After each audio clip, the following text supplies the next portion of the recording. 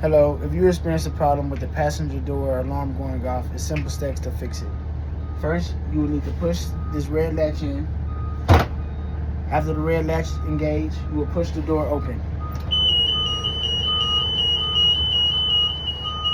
Once the door is open, engage the latch back to the where you found it, and you'll come over here and push the door like this, and the door will close. Push the door, and your problem is fixed.